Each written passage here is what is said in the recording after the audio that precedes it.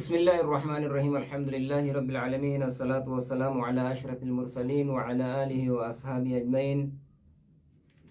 السلام عليكم ورحمة الله وبركاته دفتو تبيجي ورمو مسلم ميديا نجاني ربي ككلين سران تيبا كجيرة جفتو سنرات هاجراتو درسين كأن تربان كيستي قويا لما ديماتين انتوري واهي قدسة إلماني إراكته قويا هرقا فكاتا جتشونا إن شاء الله تعالى torban keessatti guyyaa lama guyyaa harbaati guyyaa kamiisa qabna guyyaan har'aa guyyaa harbaati insha allahu ta'ala mata dureen darsii kenna har'aa faayidaa haati ilmaan hoosisuu haati ilmaan hoosisuu ilmoo tokko hoosifteetiin jechuun faayidaan isaa maal qaba faayidaan isaa maal akka inni taheetiin jedhame مير لا جتشودا إن شاء الله تعالى وان إلمان هوسيسون هذا سلا شريعان جتسان هوسيسون فايدين سكيس جرو مالك إني تهيت نجده إرلا لا جتشودا إلمان هوسيسون كوني فايدي قدا كبا برباچي سادا جران ينبغي للأم العناية بإرضاء المولود حتى الفطام واندو برغتاتني برباچي سا ومهمي توكو جران haati yaaddahuun hoosisuu ilmoo isaaf dhalateef dhalate tokko daa'ima isii tokko ilma duuba argiteetiin argate tokko hoosisutti yaaddahuun hedduu barbaachisaadha haga guuftutti itti yaaddahuun hedduu barbaachisaadha jedhan waa hedduu fi barbaachisaadha jedhaniitiin irraa dubbatan warridaa'u xabiicii hoosifni aadiin kanamni akkanumatti duuba argiteetiin hoosisukum min al-ummi hadarra lahu atharun kabirun faayidaa guddatu keessatti tahoodha jedhan asara bu'aa duuba argiteetiin faana inni hoosisuu kanarratti faayiditu keessa gadi argama kabirun fi tanshi'ati xifli wasihatihi ilma duuba argiteetiin guddisuu keessatti daa'ima guddisuu keessatti hoosisuun kun faayidii guddatu keessa argamaadha له أثر كبير فايدة قد كيسجرة في تنشئة الطفل وسيخته قدسوا إلما كيستي أما اللي فيا إسا كيستي هوسيسو تيادون كني بوا قدتو كيسجرة فايدة كيسجرة ويرشد الله سبحانه الأمهات رب نكا جلشا قدته قلته هاوتا دو برقتين المانيتنا كاكا جلشو تيه maalitti an yurdicina awlaadahunna hoosisuu duuba argiteetiin isaan ilmaan isaanii hoosisuu sanateeni waggaa lama hoosisutti ka qajeelchu tahee rabbiini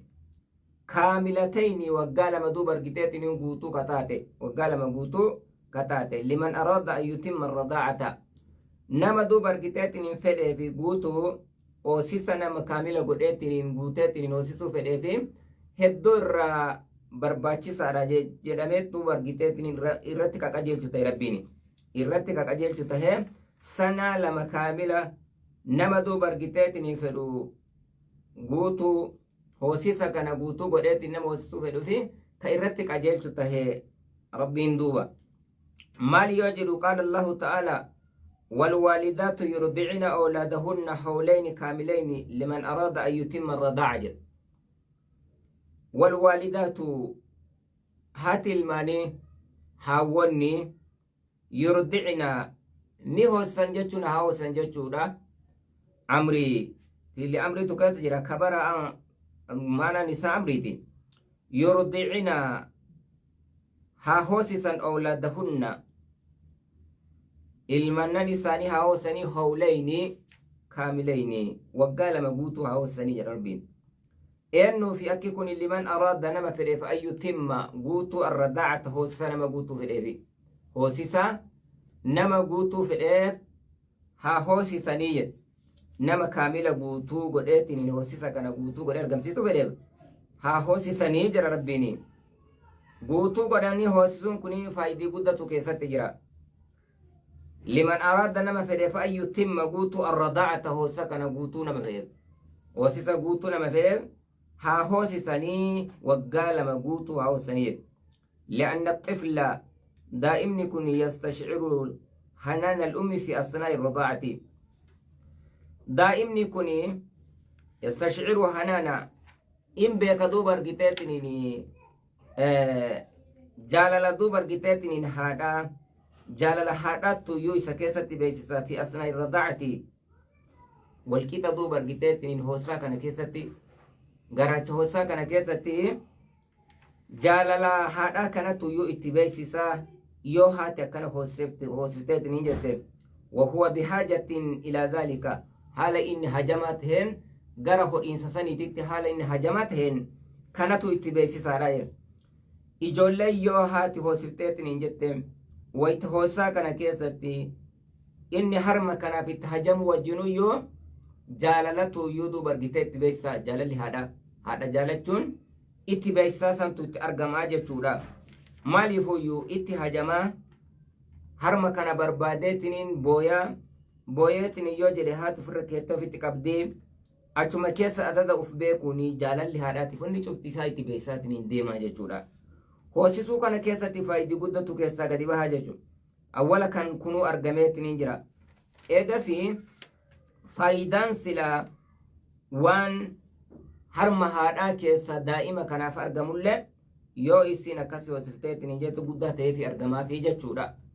rabbiin waggaa lama nama guuteetiniin hoosisuu fedheef haa hoosisanii jedheetiniin itti qajeelcheetiniin dhiise rabbiinii waajiballee sotti godhun ta'iti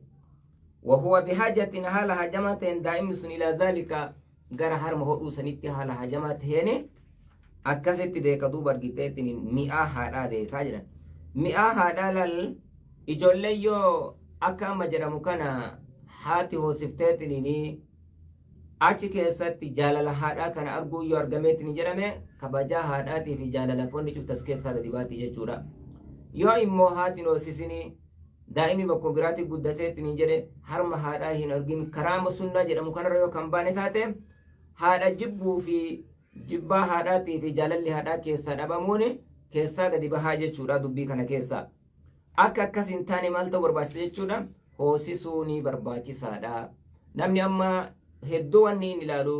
yoo hoosisaniitiin jedhan miidhamatu haadhatti argamaa hin miidhamti garatti baatteetiin hin jirti gaafa deetteetiin hin jettu miidhaa guddaa itti argameetiin jedhame eega sanii ammallee eega deetteetiin jetteen boodallee yoo harma kanaanii akkana akka miidhamtu taate dafeetiin cabaa namnillee daftee cabdaa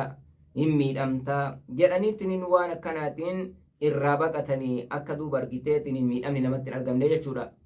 kara miidhamaatiin osoo akkasuma ta'uyyuu gara faayidii biraatiin akka kana keessaa gadi argama وقد أثبت الطب الحديث أن هناك ارتفاع في نسبة الإصابة بأمراض الأطفال نقادو برقيتين سبتشيسيتين جرا وردو برقيتين دكتوران حديثة أن هناك ارتفاع بككنا كيسا والفرمي سجرا في نسبة الإصابة بأمراض تقامو دو برقيتين نمني إبير أن تقامو بأمراض الأطفال إجولن دو برقيتين إبير أن تقاميسي ترقمون ووفايتهم الذين يرضعون الرضاعة الصناعية وان دو برقيتين بكبير وكمارغان هوساني جران كيستي إبيتي وان أدداتين تقاميسي أرقموا اللي سبتشيساني تنجراني يو نوم أرقان هوساني في yoo duuba argiteetiin homa birootiin fayyadamaniitiin jiran dhibee wanni adda addaa illee akka itti argamu irraa dubbatan yoo immoo karaa haadhaatiin taate wanni karaa haadhaanii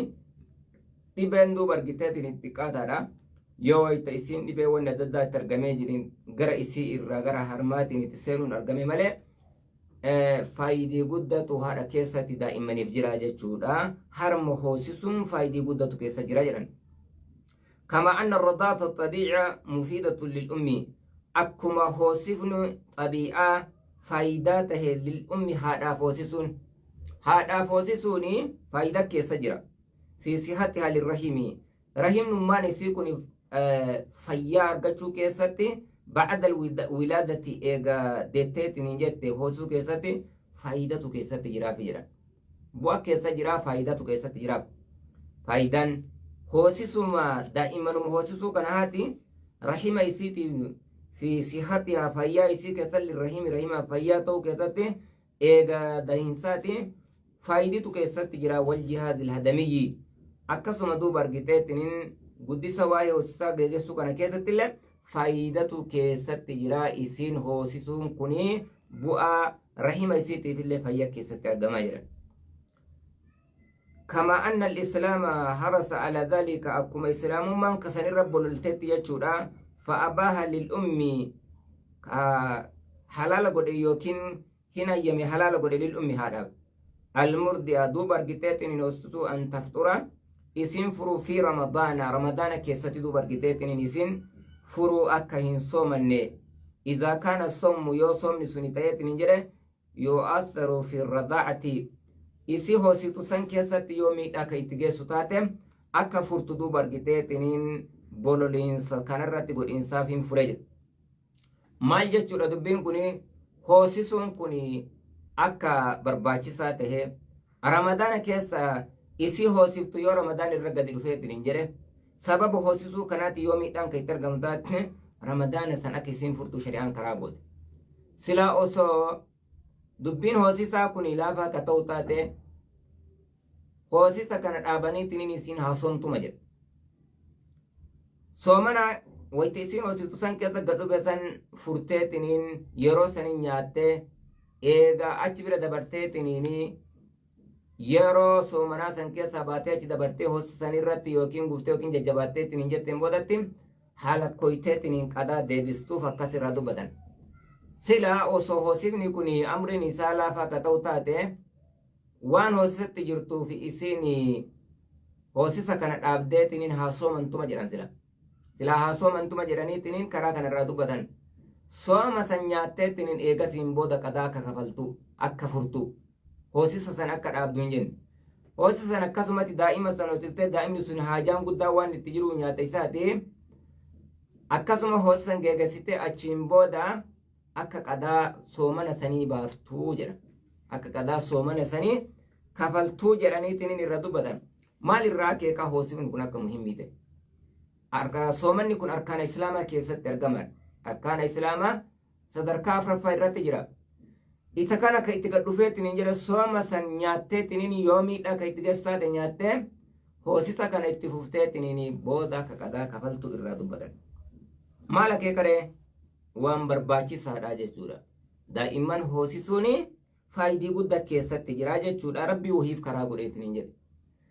Badala miidhamna jedhan kana kidmaa waan adda addaatiin jala deemanii jajjabeessaniitiin daa'imman tana daa'ima kana hoosisuun irraa barbaachisaadha jechuudha. Daa'ima kana hoosisuun irraa barbaachisaa irraa fudhatamaa jechuudha dubbii kanarraa. ولعل من أسباب عدم عطف كثير من الأبناء على أمهاتهم كان الرادو برجتاتين sababooti laafuu dhabuutiif hedduu abbootiin duuba argiteetiin min abnaa'i ilmaan irra alaa ummahaatihim ilmaan duuba argiteetiin hawwota irratti laafuu dhabuu irraallee sababa namatti ta'a jira. Sababa ilmaan haadharratti duuba argiteetiin rahmata dhabuullee alaa ummahaatihim hawwota isaanii irratti ilmaan akka rahmata dhabiinsa duuba argiteetiin fidu sanillee sababa namatti ta'a jira. وكثرة العقوق أما اللي هدميسو أكا إساني ججباتو حق إساني كتو أكا إسان دو برقيتين وان أدداتين الدنجتين سرقمون كان اللي سببتها دائما أكا كان رتكاتو سبب في داجرا كسرا دو برقيتين هدو إلمان هررت جباتو هذا متات جباتو رحمة دو برقيتين وان سلا برباتو سكانا كيستي haqasan guutuu dhabuu irratti illee waan sababa fi durraayii jedhan. Haadha irratti haqa haadhaa itti jajjabaachuu kabajaa isaanii godhuu dhabuu kanarratti illee waan sababa taheetiniin argamsiisu. Fi haadha al-asri yeroo ammaa kana keessatti cadamu radaati xabi'i hoosifni aadiin beekamaan suni dhabamuurraa wakasaratu radaa'ati sanaciyya hoosisuma duuba argiteetiniin akkaataa birootiin nama hoosisuudhaan mallaqa kafalanii karaa birootiin faayidaa akka biraatiin fayyadamuu kanarraa kaka'e haadharratti duuba argitee ilmaan mataa jajjabaachuu amrii jajjabaachuu kuni cuftinuyyuu waan kanarraa waan kanaaf duuba argitee sababa ta'e gadi fiduu haati ilmaan hoosisuu dhabuun kuni jedhan. ولما للرضاعة من أثر في المرضعة فقد نهى النبي صلى الله عليه وسلم رسول ربي رجيت من جلد وهي دوب أرجتات إسيه وصفتو كيستي أن تسترضع الحمقاء هوسف مدو برقتين إسين قوتين انت اللي قوان تكا ilmaan hoosisuu ilmoo namaa hoosisuu akka hoosifne duuba argiteerra dhorgee jira rasuul alayhi salaatu wassalaam akka hoosifne isin gowwittiini akka hin hoosifne jedheetiin irra dhorge qaala ibnu qaasim fi haashiyati الروض تعليقا على هذا الحديث لأن الرضاعة تأثيرا في الطباع هوسسون كوني هن السراء هوسسون كوني طبيعة بدو برقتين أكاك أيدي دو برقتين لفجروت التي هوسفني كوني نمت أسرا إسن هوسفتو دائم هوسفتو كوني إتي أسرا وان دو برقتين طبيعة فيوني أدد غرا إسي غرا دائما كانت التراغها راجل أكما آنام كوني غرا دائما كانت دبرو طبيعة واني أدد اللي دائما كانت الرأش ديما رأيسي تنرى ثم قال وقد حكى القاضي أن من ارتضع من امرأة namni duuba argiteetiin hin hoosite intala takka irraa hamqaa'a gowwaa kataate irraa namni hoosiseetiin hin jedhe kharaja alwaladu ahmaq ilmoon suni ahmaqa taheetiin hin bahaa jedha yoo intala gowwaa takka hoosaniitiin hin jedhanii daa'imni sunillee gowwama akkasii taheetiin hin argamaa jedhanii irra dubbata gowwaa taheetiin hin ba'a waman irtadaa min sayyati alkhuluqi amma illee namni hoosise isi halli gaarii takka halli isi badaa takka intala halli isi badaa takka daa'ima takka yoo saniitiin hin jedhani yoo hoosisan ta'addaa ilayhi itti gahaa halli badaan kuni gara daa'ima saniitti itti gahaa jiran halli badaan kuni gara daa'ima saniitti achi gahaadhaa irraa itti achi dabraa achitti baqa waman irtadaa min bahiimatin kaana baliidan kal bahiimati jedhan ajaa'ib dubbi ajaa'ibaattu gadi deemaatiin hin jiraayyuu waman irtadaa namni hoosise min bahiimatin bahiimaa irra horii irraa duuba argiteetiin namni horii hoosiseetiin hin jedhe horii irraa namni daa'ima hoosiseetiin hin jedhe kaana baliidan hin taha duuba argiteetiin daa'imni kun baliida ka waan beeyne baliida jechuun nama waan fahamne nama duuba argitee fahamiin isa xiqqoo ka waa fahamuu hin dandeenye baliidan kal bahiimati akka horii bahiimaa jechuun horii waan afaan hin dubbanne kanaan bahiimaa jedhanii akkana taha daa'imni kunii jedhan akkana tahaa jedhan kanaafu waa hedduutu keessaa baha wannas keessaa bahu waa hedduu keessaa argamaatiin hin jira namni daa'ima yoo duuba argiteetiin nama biroo kireesseetiin san hoosiseetiin jedhe haalli isii hoosiftu sanii daa'ima kanaatti dabraadhaa jedha itti gahaa haala san dhaala haala santu duuba argitee daa'ima kanatti baha san ammallee yoo daa'imni kun akkuma jenne kanama isin hoosiftu suni gowwaa taateetiin hin jedhe isii gowwaa yoo taate tawaa hoosiftu suni daa'imni kunillee gowwaa taheetiin hin bahaa jira daa'imni kunillee gowwaa tahee argamaa jira maal barbaachisaree wan kana cufa ofirraa eeguudhaaf daa'ima kana ufii haati duuba argiteetiin harma kana luysisuu yookiin harma kana hoosisuun barbaachisaadha jedhan yoo fakkeenyaaf horii yoo hoosaniitiin hin jedhan bahiimaa irraa duuba argiteetiin yoo hoosaniitiin hin jedhani maal ta'a daa'imni kun baliida ka waan beeyne ka waan fahamne nama sammuun isaa gabaabduu nama sammuun isaa fahamiin isaa xiqqoo bahiimaa akka horii duuba argitee ka akkasisan taati jedhan akkas taati jedhan kana cufarraa yoo akka maal hin taane jechuuf deemaa jirreen kara biroo akka hin oofne daa'ima kana haatummaan haa kunuunsituu jechuudha haatummaan haa kunuunsituu waan gara hoosisaa kanaanillee hoosisuun irraa hedduu waan barbaachisaa ta'eef kanaaf duuba argitee akkisuun irraa barbaachisaadha jedhan وكان ابن القدامى رضي الله عنه في المغني فإنه يقال إن الرضاعة يغير الطبيعة نمني دوبر كتاتن خوصفني كوني جرا خوصفني وسن كوني طبيعاني جيرا جرا خوصفني يو نمني دوبر كتات طبيعة نما خوصفن تو يو طبيعة سلا دائمني تندالة سن كسلا غرها داتن ونجلو سن ججيرو نرقما جرا ججيرو نرقما كنافو مالتا ورباشره haati duuba argiteetiin daa'ima kana yoo ofii hoosifte irraa barbaachisaadha waloo kana osoo isiin wannaan isi xabiyaan isii lelaafinna yookiin faamaan isii lelaaftu kata'u taate kama gara haadhaa kanatu iyyuu gara fayyaa fi maalillee irra barbaachisaadhaafi jechuudha daa'ima kanaafi inna arradaa yugayyiru xabiicaa duuba argitee irratti argamte sanni jijjiiraa jedhan fakkeeyfa biashaabi alhaliibi san'aa'i الذي لا يدري مصدره ولا من صنعه akkamit duuba argitee nama waan biroo itti kenneetiin daa'ima kan waan yeroo ammaa kana keessatti dalagamee aanan adda addaatiin kan irra gabaabsanii kan dhiisan faa yoo taate akkam akka inni ta'uun irraa argamu waa hedduu as keessaa gadi bahaa jechuudha. Wanni kanarraa hedduun irraa fudhannu ijoollee ofii daa'ima yoo haati argatteetiin yoo jette hoosisuun sunnaa tanarratti deemuun hedduu irraa barbaachisaadha. Sunnaa tanarratti namni ofii waa filatuu hin danda'u rabbi irra namaa fila. Rabbitu irra namaa fila filinsa duuba argitee waan rabbiin nama fila santu irra barbaachisaadha. Akkasuma waan rasuulli irra namaa filatu irra barbaachisaadha. Sunnaan rabbiituni nam tokko miiteetiin hin jirtu. Yoo namni sunna irraa godhe miidhame malee namni sunnaa jala deemu tokko ka miidhamee waan kana ta'e nagada. Yoo toohidummaa akkaan jabaatee toohida kanarratti miidhaan itti gadi dhufe achi waan inni miidhamuun argine namni sunnaa rabbiin karaa godhe jala deemeetiin jedhu achi keessaa waa hedduu gadi bahanii jechuudha. Saniif waan ta'eefuu iyyuu maal irraa barbaachisaa gara birootiin tajaajila jajjabeeffataniitiin haati waan duuba argiteetiin miidhaa isittiin argamsiifne dhugaatii fi nyaata waan adda addaa waan qaama isii daa'imni kun hodhu miidhaa itti gadi hin finne kanaan tajaajila ofii godhataniitiin daa'ima kana hoosisuutu irra barbaachisaadha jechuudha. Ilmoon kunillee sunnaa duuba argiteetiin rabbiin keessatti hawleeni kaamileeni jedhe tana keessatti waattu keessa jira malee rabbiin akkanaan waggaa 2 guutuu isaan jiru. Tanallee keessa argatan akkasuma ammallee qabiyaa waan birootitti sababa duuba argitee daa'ima kana bakka biraa irraa hoosisuutiin rakkoon biraa itti gadi dhufullee irraa gabaabbata jechuudha. Kana cufarraa yoo akka irraa gadi gabaabbatuuf karaa silaa shari'aan jette kanarratti deemuun hedduu barbaachisaadha jechuudha.